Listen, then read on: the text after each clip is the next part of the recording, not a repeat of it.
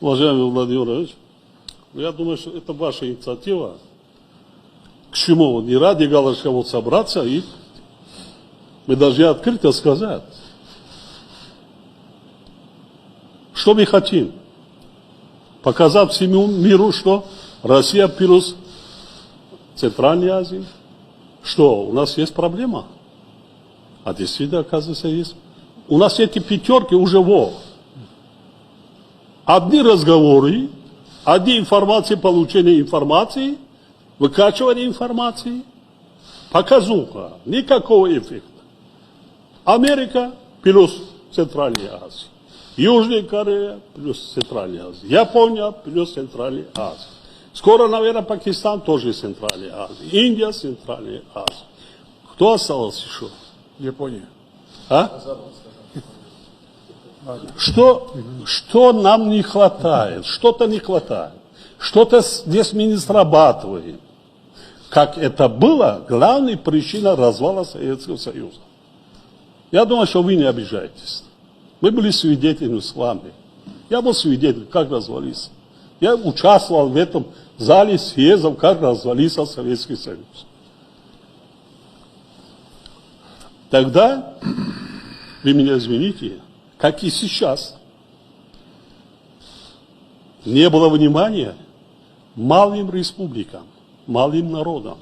Внимания не было. Не учитывались традиции, обычаи, все остальное. Не оказали помощь, поддержку, развитие. Ведь сейчас люди куда идут? Вы вчера назвали 2 миллиона. Это не... Я хотел, сегодня хочу сказать, не 2 миллиона. Это 2 больше миллиона наших граждан, которые вылетают в Россию не только на заработку. Заработка не больше 600 тысяч. Через вас вылетают в другие страны. И вот посмотрим, в следующем году уменьшится на 50%. Потому что дорога закрыта. Вылетать не могут. И потом обучаются, лечатся. Но традиционно притягивают, они же жили в одной стране, они идут куда? Ни в Иран, ни в Пакистан, ни в Саудовской Аравии, там еще делать и нас никто не ждет. Идут в Россию. 30 лет я свидетель. Вот зампремьер сидит, пускай не обижается. Я же говорю, я не это самое. С неба не провалился, я свидетель. Проводим бизнес-форумы. Где?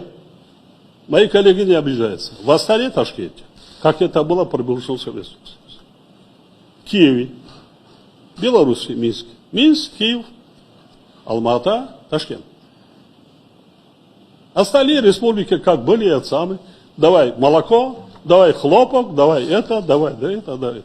Никакой инфраструктуры нет. Таджикистан был разделен на 3 части. Полгода север не мог дорогу посещать, Бадахшан полгода там закрыт. Дорогу не было. Сейчас почему? На какой-то несчастный бизнес-форум в Таджикистане мы умоляем, я дал поручение министра иностранных дел, выходи. Но мы ждем, я с вами даже говорил. Выходи на Верещука, на другие, чтобы хотя бы на уровне министра присутствовал. Нет. На уровне замминистра. Вот Таджикистан заслужил это. Стратегический партнер. А что? Вот что мы что не так поступаем? У нас обучается 2,5 миллиона школьников русскому, так учебники, не хватает учебники. 30 лет об этом мы говорим, не хватает до сих пор. Учебники не хватает. У нас обязательно изучать русского языка с детского сада. Так? Что там мы делаем? Военные базы есть, полигоны так как были, так и остались. Все, у нас, вот спасибо, вы меня извините, 30 тысяч, сейчас мы не будем называть их беженцами, или перемещенные русскоязычные вернулись к нам, они передают по всему морю. Вот это это не мигранты, там и трудовые самые. Смотрите, вот мы в Таджикистане так, показываем по всему миру и передают из Таджикистана реальную информацию. Ну, из нас сделали так, что мы страны, которые, не знаю, да, мы малый народ. Нас не 100 миллионов, не 200 миллионов, но у нас есть история, культура, мы любим. Мы хотим, чтобы нас уважали. Ничего не надо. Уважали. Мы не нищие. Мы не нищие. У нас богатая страна. Запасы минеральных ресурсов больше, чем система Менделеева. Я свидетель, все бизнесмены из России только сливки. Что есть углеводородное сырье, нефть и газ интересуют их. Нефть и газ. Давайте, где нефть и газ там. А почему горнорудной промышленности, цветной металлургии, так?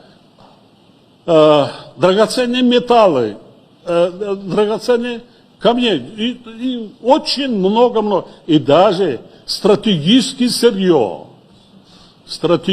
сырье для военных, которых нет в мире. Я вам рассказывал, когда вы были у меня.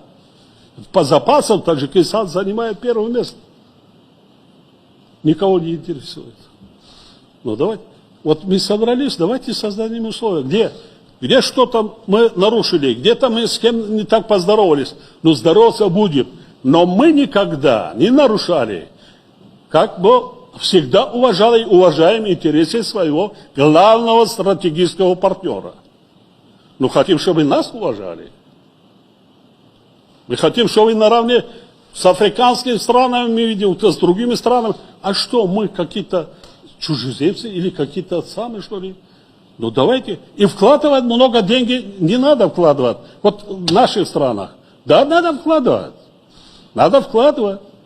Миллиарды, которые можно, это как бы за короткий срок окупается.